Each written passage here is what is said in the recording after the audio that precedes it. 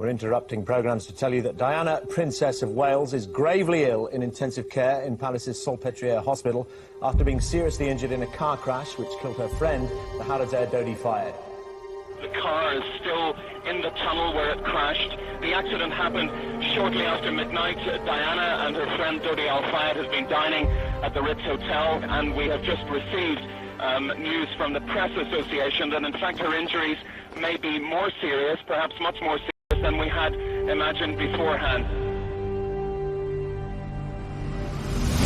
Policemen clear the way for the princess £17 million richer after her divorce deal. She had everything to live for in that last tragic summer. She was out there having fun. Al-Fayed's multi-million-pound yacht. Tonight, another royal controversy sparkles. Not only was he known as a playboy, but he was engaged to somebody else.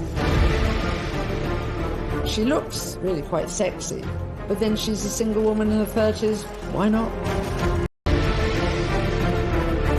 Falling in love with a doctor and a heart surgeon to boot. I mean, it's astonishing. Diana was divorced. Was Diana going to marry Dodi Fayed? This was front-page tabloid news. She was alone. She shouldn't have been there alone. I remember being asked to watch a very harrowing tape, and I thought, I know that look. She was not happy. It was the perfect storm, and it ended in tragedy. If there was no money in the photographs, they would have been after her in the tunnel.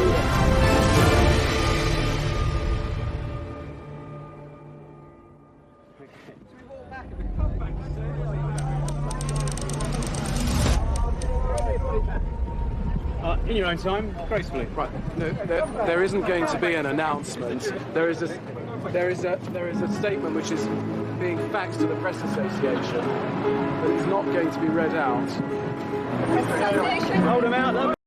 Almost exactly a year to the day before her death, Diana, Princess of Wales, finalises her divorce with Prince Charles. Come right out. Come on. Policemen clear the way for the princess this evening as she leaves a London hotel. Grim-faced, but £17 million richer after her divorce deal, ITN has learned authoritatively. A lot of water had gone under the bridge between Charles and Diana. All the unhappiness, all the War of the Waleses, all the book writing and the television interviews and things, all of that was over.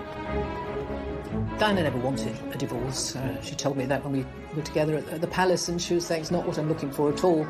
And after that, I think she began to put her life together again. She looked fit, she looked great, she was an international celebrity on the world stage. Let me put it this way, I thought she was a kind of a cross between but she had the compassion of a nun. She became an absolute global superstar. She even had folk like a certain Donald Trump trying to date her. Diana's divorce settlement allows her to remain in Kensington Palace. She maintains an office, but no longer has access to a full team of royal staff. Diana was downsizing. She was still living in apartments 8 and 9 at Kensington Palace, but now she had to pay for her own staff. Suddenly, people started to disappear. And in the end, there were very few people left. There was me, the chef, and a part-time dresser. And that was it. She jettisoned her bodyguards, which was not a good idea, actually, her protection officers. And she said, I went downstairs to get in the car the other day and there was no petrol in it. And I'd quite forgotten you got to fill your car up with petrol. So she was learning a new way of existing. I think any woman who finds herself divorced at that stage of her life, mid-30s, you know, you've got to learn to stand on your 2 feet. Diana firmly believed that something special would happen, that a role would be given to her, that she could continue in a new life and represent her country. That was important to her. Diana's search for a new role comes at a time when Britain is also seeking a new future. Labour Party, 20,000. A victorious Labour Prime Minister at the gates of Downing Street and a piece of political history. This was simply unprecedented. New Labour, under Tony Blair, win the general election. Our big message was modernisation. The one thing that I think people thought about Princess Diana is that she was a very modern reflection of where she came from. And I think what she knew was that she had this ability to cut through. I think she was interested in a very kind of loose, informal way, her role as a kind of ambassador for Britain. And I remember at one point, I think I wrote this in my diary, that Tony couldn't decide whether to flirt or be a statesman. Now, always a crowd puller of exceptional power, she seeks some sort of ambassadorial role linked to charitable concerns. Diana may have a long-term game plan, but this doesn't stop her getting to work on causes closest to her heart. One of the chosen few charities is the English National Ballet. When the Princess attends its annual gala, the world gets its first glimpse of the new single Diana. As a young girl, she'd wanted to be a ballet dancer, but had grown too tall. And so this was a rather special event. She turns up, she watches it. It's full of, well-known people in the ballet world. But she loved it because it was something she wanted to do, and she looked, why not? She wanted to break away in part from her old life, find new challenges, and make a change, turn the page, if you like. But the new Diana is more than a philanthropic force. From ballet to battlefields. 9 days after the London Gala, she brings landmines to international attention. I am not a political figure, and as I said at the time, and I'd like to reiterate now, my interests are humanitarian. 5 days later, Diana takes this message across the world. She was lauded at ceremonies in New York. She went to the White House and met Hillary Clinton to discuss her landmines campaign. There are said, ladies and gentlemen, to be around 110 million landmines undetected in the world. And all the time you felt she was sort of shedding her past in order to prepare for her future. She was a great ambassador for Britain. People loved her, they flocked to her, and she took the brand of the British monarchy and of Britain itself across the world. Even living saints need the princess. Mother Teresa, who was terminally ill by this time, invites Diana to her missionary of charity convent in the Bronx. Even when the royals abandoned her, she was still probably our #1 ambassador. She was a woman who had everything. She had beauty, she had money, she had power, she had influence. Anybody in the world she wanted to meet, they wanted to meet her, Mother Teresa, whoever it was. This 8-day trip to the States sees Diana operating on her own, without royal security, casting off the symbols of her old life. This unprecedented. There had never been a sale quite like it, and no one had dared speculate how much this American audience would spend.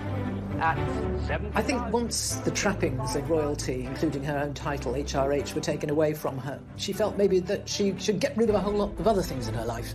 And so suddenly we that she was going to auction all these fantastic gowns that she'd been given over the years. She says, come on down to the wardrobe room with me. And she had a room as big as most people's sitting rooms, covered with wardrobes all the way around. And all her clothes were in colour coordination from white right the way around the room to black. So she flung open all the doors and picked out one dress one by one and told me the story behind it and said, oh, this is the one I wore at the White House. Do you remember me dancing with John Travolta? Put that on the rail. Oh, and this one, this is an old friend. Do you remember when Charles danced with me? Oh, I do remember this one. That can go as well. Until the whole wardrobe was empty. The new Diana takes a huge gamble. At 70,000, 75,000. From the very first lot, it was clear there were some big checkbooks in the room. Lot 2, the dress the princess wore the night her husband admitted his adultery, went for almost as much. $65,000. For you, sir. I went to the auction in New York, I think it was, and it was fantastic to see the figures that these dresses fetch. You know, thousands and tens of thousands of pounds. But the best was to be the dress in which she met the Reagans and then danced with John Travolta. 200,000 last time. £120,000 for a single dress. And I think it was more than just raising money for charity. It was a clearing out of her old life and a thought of how things were going to be different in the future. Many buyers were far from sure what they'd do with them. We're going to frame it, put it on loan to museums. Oh no, she's going to let me wear it. She's going to let me wear it. We have no idea what we're going to do with it yet, but we'll think of something. Whatever their reasons, they contributed enormous sums to AIDS and cancer charities, sums that can't fail to have pleased the princess herself. After raising more than £3.5 million for charity, Diana appears happier ever. But behind the scenes, there's real turmoil. A 2-year secret affair is collapsing, and her life is about to spiral out of control.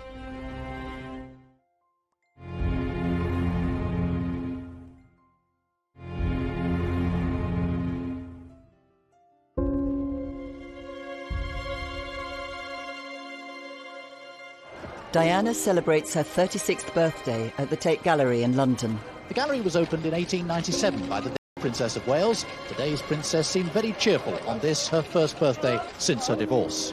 The guest list reflects not just the cream of London society, but also the greatest names in British cool and Hollywood glamour. She was making new friends. Her traditional friends, the sort of aristocratic type of people that she'd grown up with, were being replaced by celebrities. There was Elton John, there was Versace. David Bowie's wife was there, Steve Martin, some, Hollywood glitterati, as well as a few members of the royal family. It was a big event, 500 people, I think, and she looked absolutely stunning. I mean, she was dressed to kill. But for Diana, there is one guest in this star-studded reception who is conspicuous by his absence. An eminent heart surgeon called Hasnat Khan. There'd been rumours for quite a long time that Diana was in love with a heart surgeon, but nobody knew quite who or whether it was true. In 1996, Diana developed an obsession for heart surgery. She received much criticism for allowing a film crew to follow her into the operating theatre. I remember her telling me once when I was at the palace that she loved to go and watch heart and see for myself what wonderful work the doctors and nurses do. Well, you gather information much more from the visual contact rather than reading books, I find. So when I stand up and speak about the various subjects, whatever it is, I find it more beneficial if I've actually seen it. She said, the heart, it's so important, Jenny, isn't it? The heart, it means everything. But there are other matters of the heart at stake too. Diana was secretly dating one of the surgeons. She was enormously attracted to Hasnat. He is a kind, really solid bloke. And he did this most amazing work. There's something slightly Mills and Boons, if you like, about a young woman falling in love with a doctor and a heart surgeon to boot. I mean, there was Diana who wanted to be the Queen of Hearts, and there was Hasnat Khan, the man who mended broken hearts. But on the face of it, Hasnat Khan was unlikely boyfriend material. Here's Diana, working out, eating healthily, and there's heart surgeon Hasnat Khan, drinking Coke, eating burgers, overweight, not working out. I mean, it's astonishing. Only Diana's closest inner circle knew about the relationship. I would bring him into Kensington Palace in the boot of my car or underneath a blanket on the back seat of my car. The police never stopped me. I'd take him in the back entrance. It was a bit of an adventure. She put on wigs, dressed up, and they went to jazz clubs in Soho. She loved that kind of subterfuge, and the fact that the mass media, the paparazzi, knew nothing about it. That was all part of the delicious charm of Hasnat Khan. So from there on, their romance blossomed, and she met him on dates outside of the palace too. Hasnat Khan, he just had no pretensions. He wasn't interested in fame or what. He couldn't give a damn that she was a princess. He just liked her, and I think she found that absolutely endearing. But however clandestine, a love affair between the Princess of Wales and a Pakistani heart surgeon could never remain secret forever. Sir James Goldsmith lent his Boeing 757 to daughter Jemima and the Princess of Wales to fly them direct to Lahore. On a tour of Pakistan 6 weeks before her birthday, Diana took time out to secretly meet her lover's parents at their family home. The media pounced. Princess of Wales was giving nothing away about her secret overnight meeting. She slipped out to meet the mother and father and other relatives of close friend Dr. Hasnat Khan. But despite reports of romance, the father of the London-based heart specialist said the princess was a good friend, not a girlfriend of his son. But just the confirmation of a close friendship caused huge consternation in Fleet Street. The idea that the Princess of Wales, as was going to marry a doctor from Pakistan and perhaps go and live with him in Pakistan. This was just not what we were expecting. She'd had long conversations with Jemima, was wondering if it was something she could do. But the press attention had rocked the foundations of the 2-year-old romance. He didn't want anything to do with the hullabaloo. He wanted to just be a heart surgeon, and I can understand that. And so, you know, it's difficult for someone like Princess Diana, like any superstar, to form a relationship where the other person in the relationship would continually come under a microscope.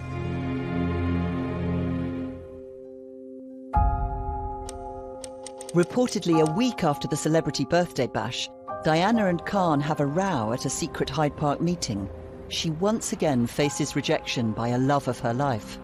She told me, no one will want me, no one will want the baggage I come with.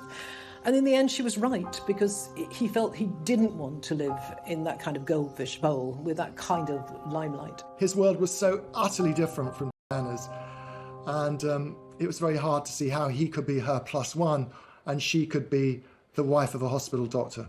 With her relationship on the rocks, Diana's summer is about to spiral out of control.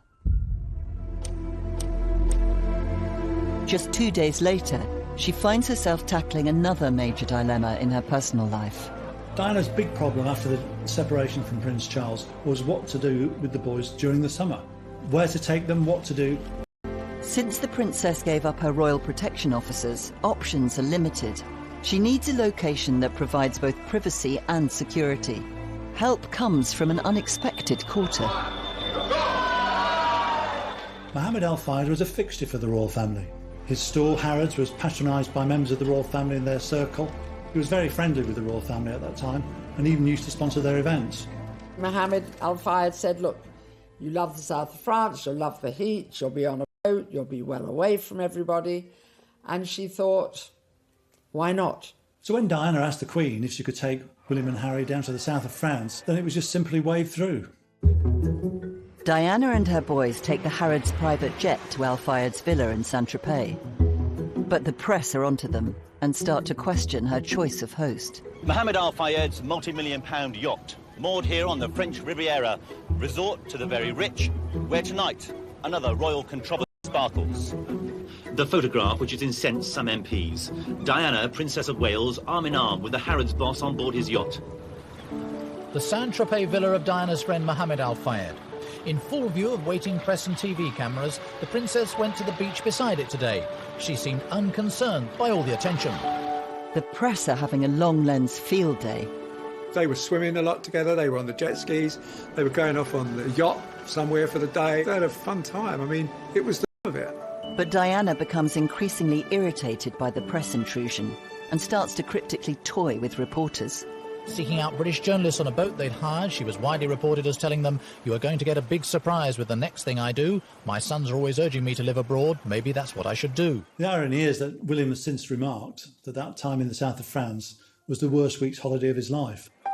With the holiday threatening to sour, Al Fayed, keen to keep the good times rolling, makes a call to his eldest son, Dodi. Dodi's down the coast with his fiancée.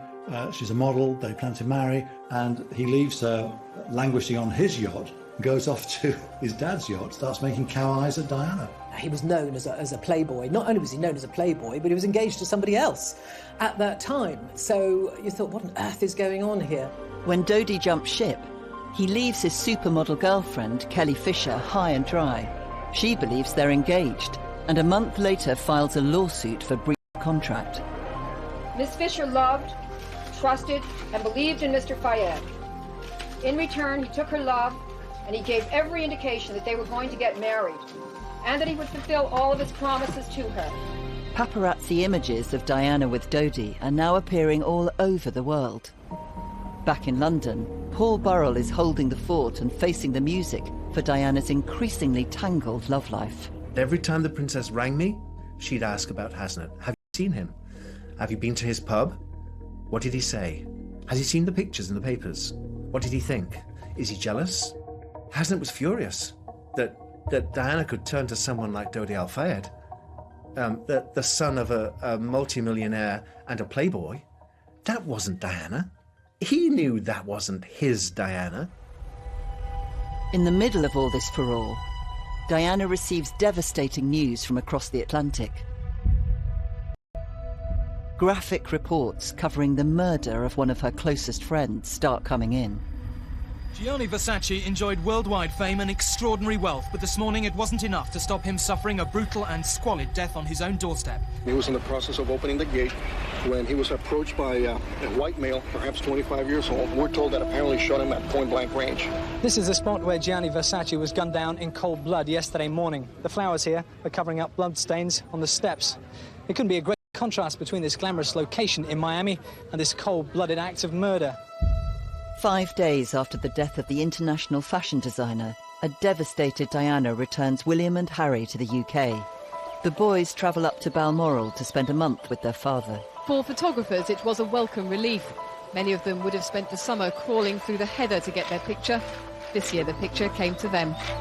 The next...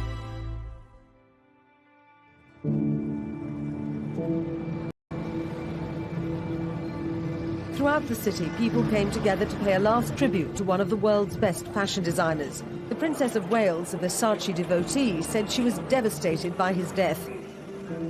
She made her way to the front row, sitting between two stars from the world of music, Elton John on her left, Sting on her right. It deeply moved her. This was only months before she'd die herself. And here she was, sat at Gianni's funeral. She couldn't comprehend it. Death seemed to haunt her towards the end of her life. She was so consumed by thinking it might happen to her. The next time many of Diana's celebrity friends will be together would be at her own funeral.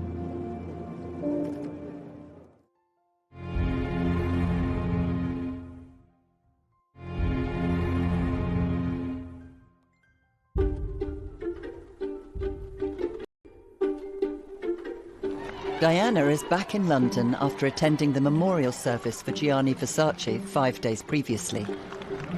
Her boys are up in Scotland holidaying with their father. Prince Charles sported his Lord of the Isles tartan, while all eyes were on his eldest camera-shy son. Home alone, Diana holds another secret meeting with Hasnat Khan, her lover of 2 years, this time in Battersea Park. They had a screaming match late one night. They shouted and screamed at each other, and neither one of them gave in. And so she ended the relationship. You know, I don't know whether it actually broke her heart, but it really upset her. According to Khan, the couple spent the next night together at Diana's apartment. But this was the final breakup, and the last time they saw each other. With Diana's love life spiralling out of control, her schedule is about to follow suit. Within 24 hours of the split with Khan, she's on a plane to Sardinia. Mohammed Al Fayed had bought a yacht, which could be at their disposal, the Jonicle. So Diana then returned to the Mediterranean alone to resume her friendship with Dodi Al Fayed. So the romance was in full acceleration. It was full-on pace, and it was accelerating beyond control. Once again, the press are one step ahead. She was probably the most famous person on the planet at that time, certainly the most photographed, and that wasn't going to disappear, unfortunately for her. The press pack will spend the next 5 days chasing Al Fayed's multi-million-pound luxury yacht around the Mediterranean. Where is she? Look at that. The feeding frenzy to get the first photographic evidence of a romance between Diana and Dodi is unprecedented. I think she definitely reached this thing rather than a person for a lot of people, I think. The sense that she's not really a person, you can kick her about as much as you want. I mean, boatloads of photographers and reporters. It was just huge. I mean, paparazzi from all over Europe were there. She became more vulnerable. The paparazzi took more liberties.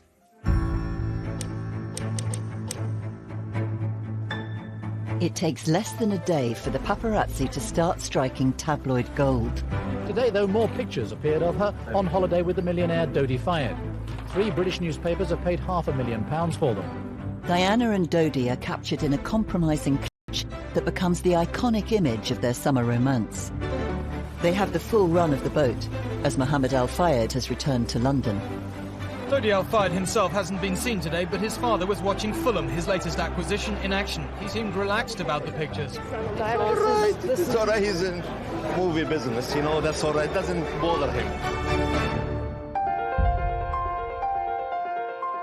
After the chaos of the cruise, Diana and Dodi return briefly to London, with the press even hotter on their heels. Tabloid photographers have laid siege to the Park Lane home of Dodi Fayed. Late last night, the arrival of a car similar to that owned by the Princess of Wales led to reports that the two were sharing an intimate meal. Frustratingly for the photographers, there was no opportunity to see the diners, although their own activities were constantly monitored by security cameras which protect this exclusive part of Mayfair. The very next day, Diana left Dodi and flew to Bosnia. this would be no holiday. Along the runway that was once no man's land, past the trenches which saw such bitter fighting, Diana, Princess of Wales, arrived in Sarajevo. She left behind the morning's headlines to take her first steps in the capital, which encapsulates the death, horror and tragedy of civil war.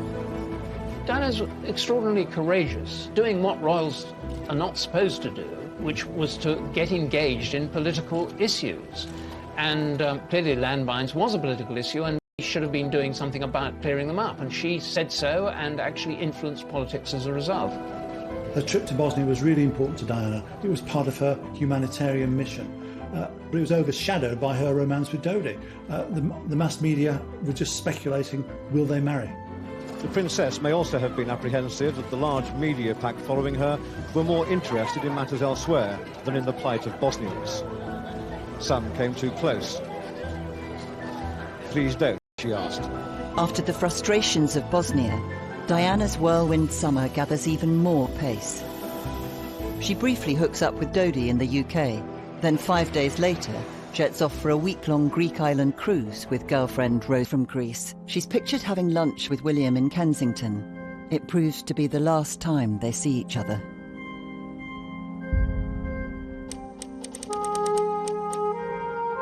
That afternoon, she flies with Dodi for a third, final trip to the south of France. The Jonquil once again tours the Mediterranean, with the paparazzi chasing her from port to port. She ends up back in Sardinia. Dodi and Diana had spent a few very happy days on board the yacht, had a lot of fun together, but it was time to go home. I think they'd actually extended their trip by a few days. The princess rang me from the boat originally and said, "We've gone to be a day late. I should be coming home tomorrow, but Dodi has to go to Paris to do work for his father. I have to go to Paris with him because there's no other way I can get home. I'm on the Harrods jet. So bear with me, delay everything one day, ring Balmoral, tell the boys that the mummy will be with them 24 hours later than she expected, but to be there."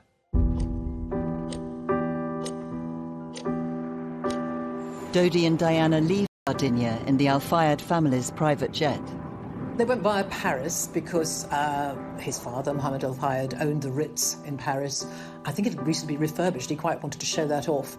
At the 2008 inquest into Diana's death, grainy CCTV images taken near the Ritz that afternoon capture paparazzi on motorbikes lying in wait. There's a kind of hysteria that overcomes the mass media every so often. And just imagine you're Diana sitting in a limousine and the paparazzi are all around you on the road into Paris, and some stupid scooter drivers are trying to take pictures of you. And during that madcap drive into Paris, she told Dodi, somebody will get killed. After a whistle-stop tour around the sights of Paris, Diana and Dodi arrive at the Ritz. More photographers are gathering outside. In this CCTV footage, much of which has never been seen before, they're shown entering the Ritz Hotel, crossing the lobby. They go into the lift. Diana is smiling, wearing sunglasses pushed back on her head and a cream trouser suit. They certainly seem relaxed in each other's company. Diana spends the afternoon and early evening largely holed up in the Imperial Suite. At 9:30, an attempt to go out to dinner is aborted when they're mobbed by paparazzi. Dodi loses his temper. When they return, their car is surrounded by photographers, and the couple have to be protected by their bodyguards as they re-enter the Ritz. Dodi's security for the princess, who was an international world figure and a member of our royal family. Diana looks furious as she comes in, and the jury heard there's evidence that Dodi was angry about the chaotic scenes and that he allegedly came up with the plan to try and outwit the paparazzi. She didn't have any security of her own, so she had to rely on his professionalism, thinking that he would be, not realizing that he wasn't. If you can have a relationship and build up a trust with your security team, then there's a chance it will work. If it breaks down, if the chemistry disappears, then it's very, very difficult. It probably wasn't the best, and they were unable to give her the privacy that she actually looked for. The roll of the dice in the last few hours of the princess's life was just so unfortunate. Everything worked against her. Nothing was in her favour. She was in the wrong place at the wrong time with the wrong man.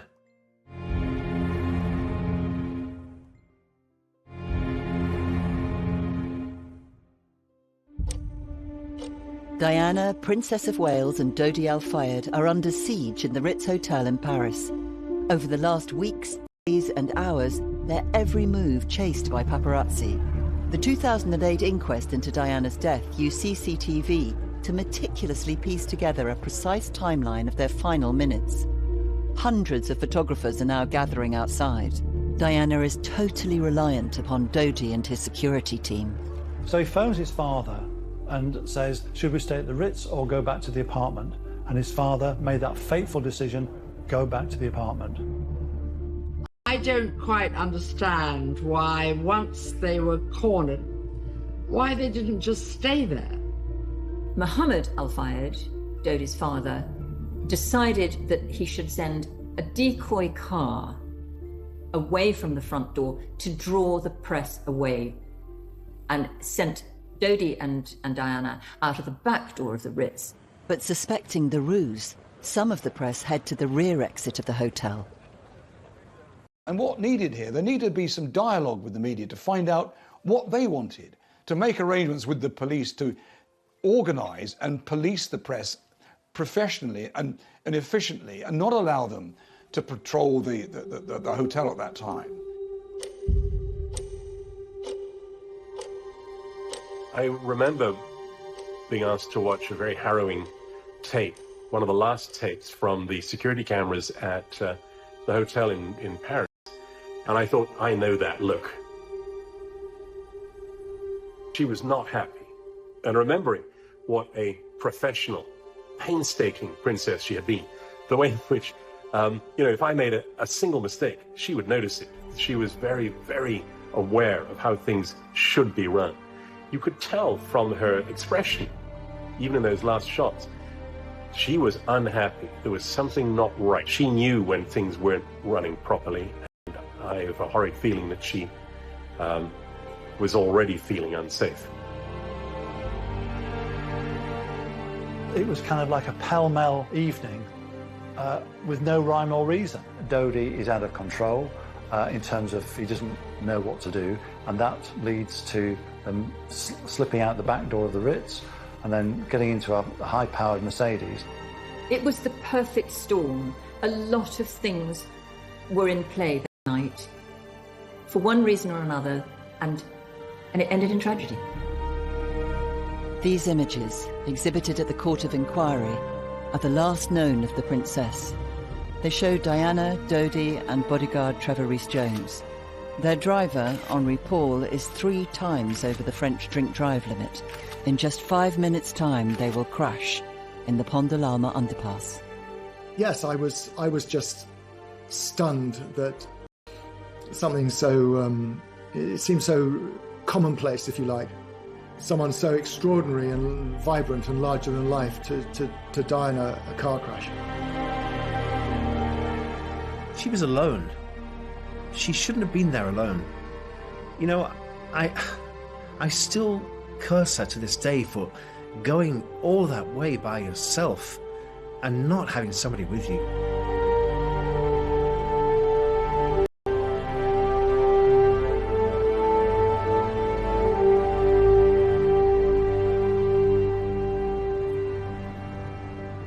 The Mercedes saloon they were travelling in was no more than crumpled metal. It had careered from one side of the underpass to the other. The driver and Dodi Al Fayed died at once. The security man and Diana initially both survived, though ambulancemen spent 2 hours with her at the scene. At about 10 to 1, the news desk rang me in London and said Diana's been involved in some kind of accident. We think she's all right, but a man who was with her might be dead.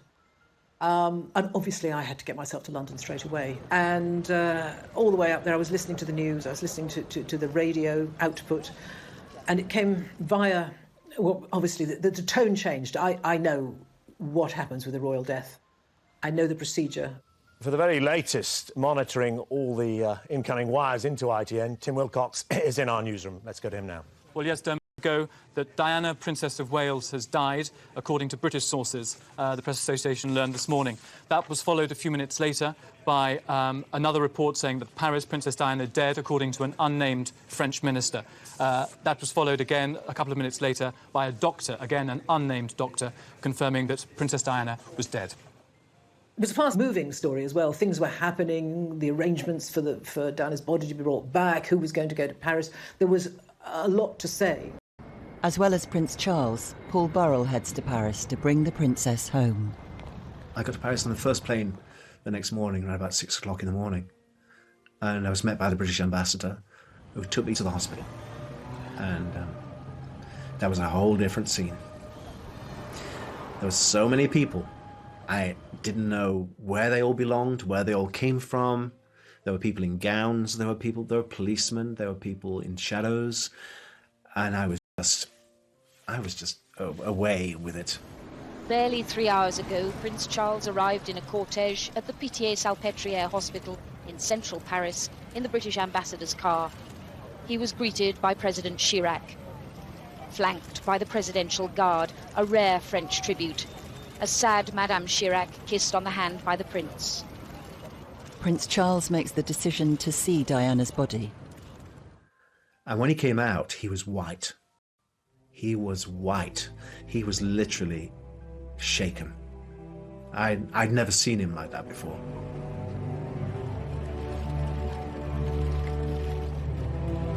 I'd never seen him show so much emotion before. And he suddenly realized the enormity of what had happened.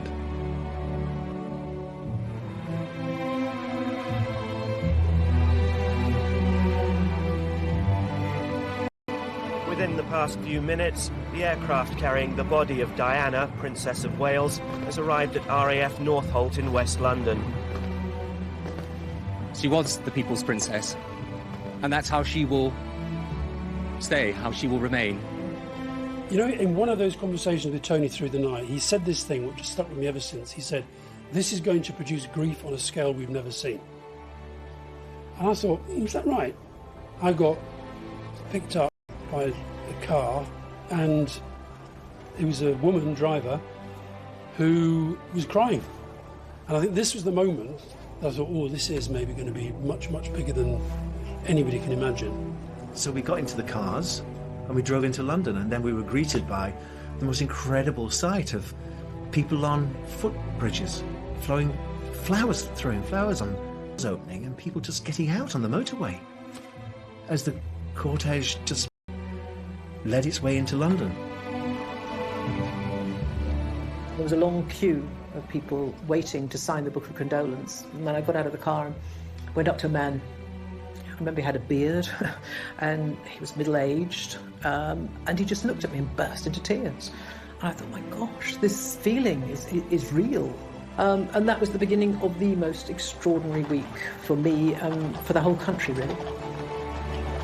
Behind a coffin shrouded in the royal standard and adorned by a spray of her favourite white lilies, drove her two sons, Princes William and Harry, bringing their mother back home.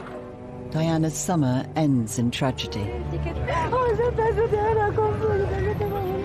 A nation unites in grief, but is left searching for answers. If there was no money in the photographs, they wouldn't have been after her in the tunnel. Forced to say goodbye to the people's princess. It is a point to remember that of all the ironies about Diana, perhaps the greatest was this. A girl given the name of the ancient goddess of hunting was, in the end, the most hunted person of the modern age. Here still thousands came. A royal cortege on a motorway slip road surrounded by families stacked up the banks and the bridges. In life, Diana had touched unlikely and unloved places. Today, in death, in an unremarkable urban landscape, she did the same. It's unbelievable to think that it was only a year that Diana had as a single person to do her own thing on her own 2 feet, and then she was gone. Well, I remember feeling a strange sort of inevitability about it, that she had had this extraordinary life, that she had an enormous impact on the world and on so many millions of people. there was never any way in which she was going to fade away quietly. And although it was tragic that such a brilliant young life should have been cut short, and yet she went pretty much at the height of her powers.